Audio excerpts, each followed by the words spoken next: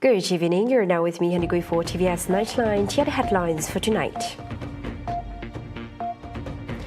After more than a decade of silence, the Borneo Games brought back to life in Kuching, reigniting regional pride and sporting spirit. More details on that later on. And US President Donald Trump's upcoming ASEAN visit is seen as key moment for Malaysia to spotlight Palestine issue. On global affairs, Trump orders troop deployment to Portland, intensifying federal crackdown amid rising tensions and immigration enforcement push.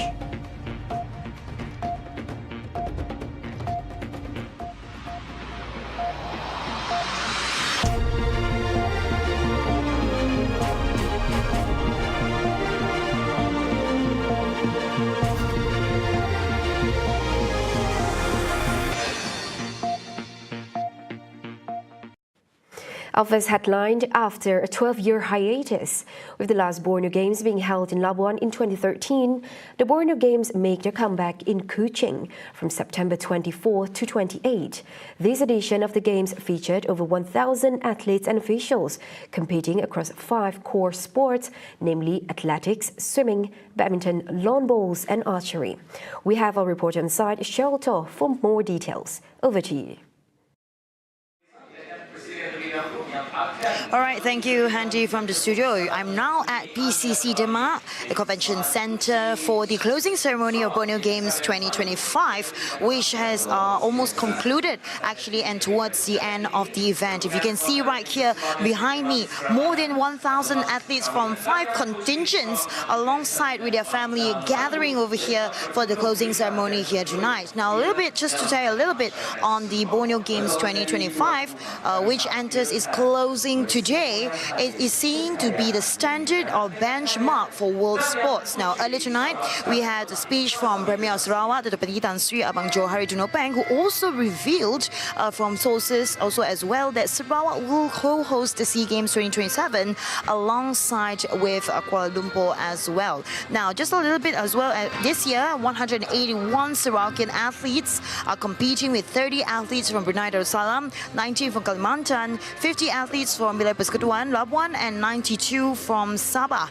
And also tonight, Sarawak has also clinched the award for the Best Athlete Award for both categories, male and female, with the winner, Pong Wei Hee from swimming, from also a Sarawakian, who has clinched also as well 8 gold medals, and also Chiri Ngo Yirui, who is also a very young athlete from Chung Hua Middle School number 1, who is only 15 years old, clinching 5 gold awards for Borneo Games this year. And also we also revealed that the next, as we had the also the passing ceremony before the closing earlier tonight, that East Kalimantan will also be the next holder and the one who will be doing the Borneo Games as well. Now, that's all I have to share for me as well, and we'll look forward to more collaborations for the Borneo Games as well. The next one, which you will see maybe collaborations from Sarawak's very own Air Borneo alongside Royal Brunei in aids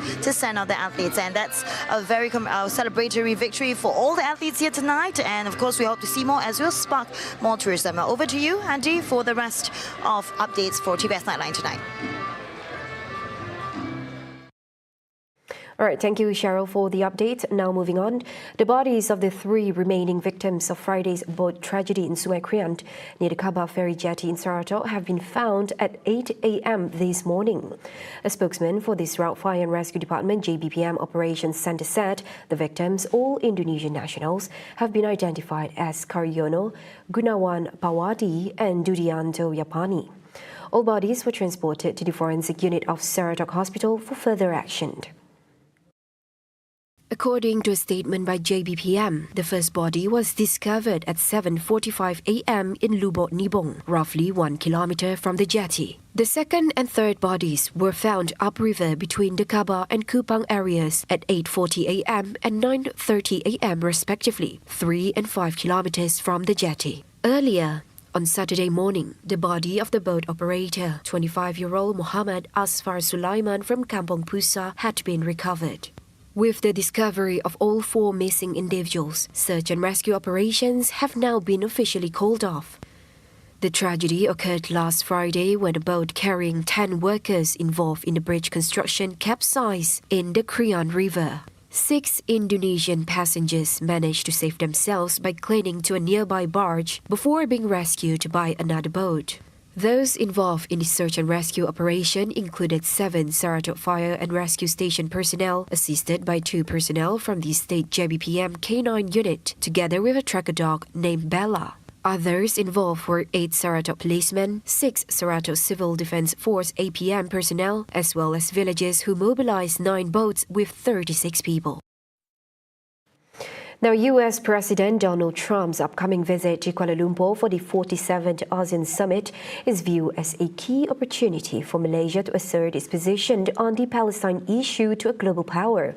Communications Minister Fahmi Fadzil clarified that the invitation to Trump was extended collectively under Malaysia's role as chair of the ASEAN 10+1 dialogue.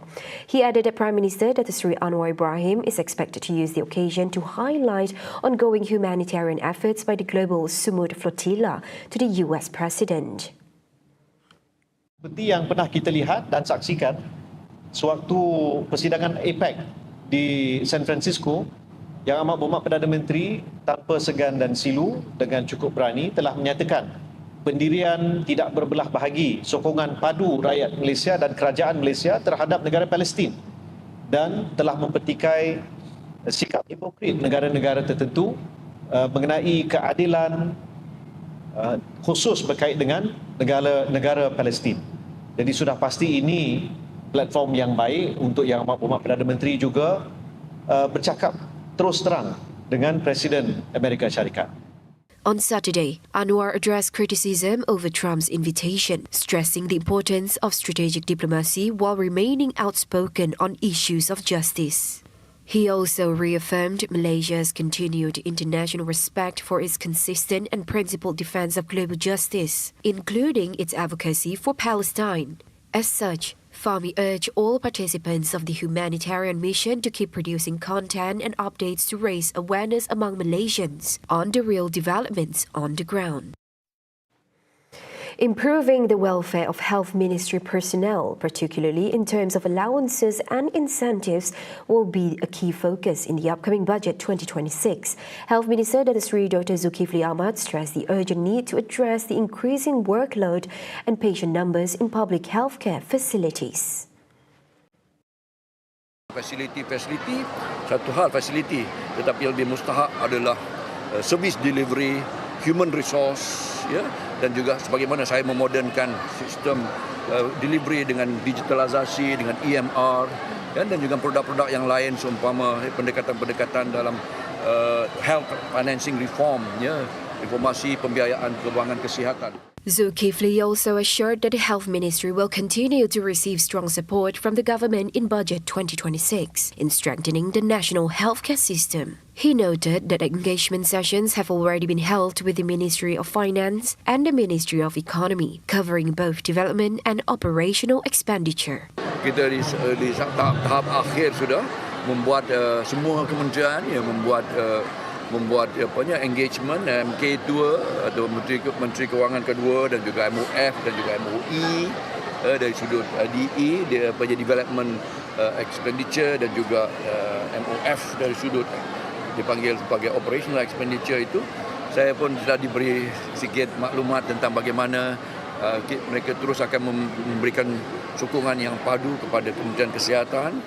At the same time, Zulkifli underlined the need to address non-communicable diseases NCDs, such as diabetes, hypertension, high cholesterol, obesity and cancer, all of which are major contributions to heart attacks, strokes and cardiovascular complications. He added that transforming primary healthcare is essential to easing the burden on hospitals and ensuring a more sustainable national health system in the long run.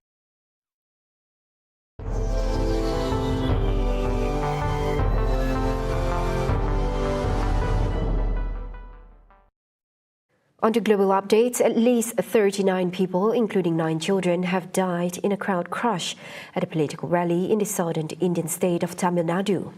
According to local officials, the incident occurred on Saturday in the Karur district, where tens of thousands had gathered for a campaign event featuring actor-turned-politician Vijay. Reports indicate the event was delayed by several hours, contributing to growing crowd density and tension. Television footage showed scenes of overcrowding, with several individuals collapsing in the packed venue. Authorities confirmed that the death toll includes 17 women, 13 men, and 9 children. An additional 51 people are being treated in local hospitals for injuries sustained during the crash. M.K. Stalin, Chief Minister of Tamil Nadu, has announced financial compensation for the families of the deceased and has since launched an official inquiry into the incident.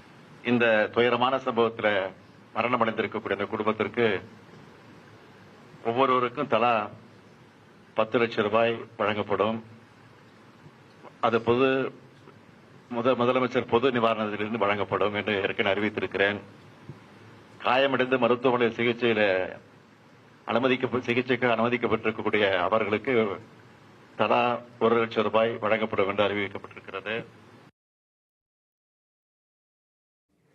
U.S. President Donald Trump has authorized the deployment of U.S. troops to Portland, Oregon, escalating his administration's domestic use of military force in support of a sweeping immigration enforcement campaign.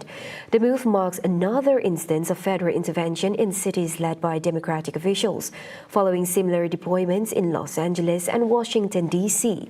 The decision comes amid heightened tensions nationwide, with the administration intensifying its rhetoric against left-wing activists and linking recent violent incidents to what it calls a domestic terrorist threat.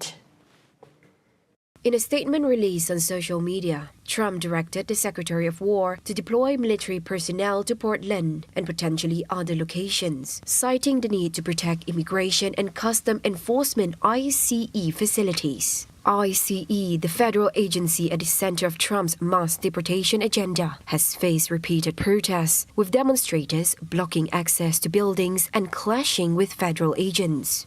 The scope of the deployment remains unclear, including whether it will extend beyond Portland. However, the president stated he was authorizing the use of full force if necessary, though he did not provide further clarification. Meanwhile, Oregon Governor Tina Kotek acknowledged speaking with the president. However, she noted the lack of specific information about the planned deployment. I have been abundantly clear with them that Portland and the state of Oregon believe in the rule of law, and we can manage our own local public safety needs. There is no insurrection, there is no threat to national security, and there is no need for military troops in our major city. President Trump's inconceivable insistence that we need federal troops in Portland does not address the real concerns in our communities. We do not need or want federal troops in Oregon stoking fear, creating conflict, and frankly escalating a situation that is under control. Any federal takeover with military troops in our state is a threat to communities across Oregon. It violates our right to govern ourselves. It interferes with local law enforcement's ability to fulfill their mission. And frankly, it drains taxpayer resources that could be better spent elsewhere. Portland has been a focal point of protests and political conflict in recent years, particularly around immigration enforcement and federal policing tactics. The latest federal move is expected to deepen tensions between state and federal authorities as the country heads into a heated political season. Those were the updates on TVS Nightline. I'm Handy Gui. Thank you for watching. Have a good night.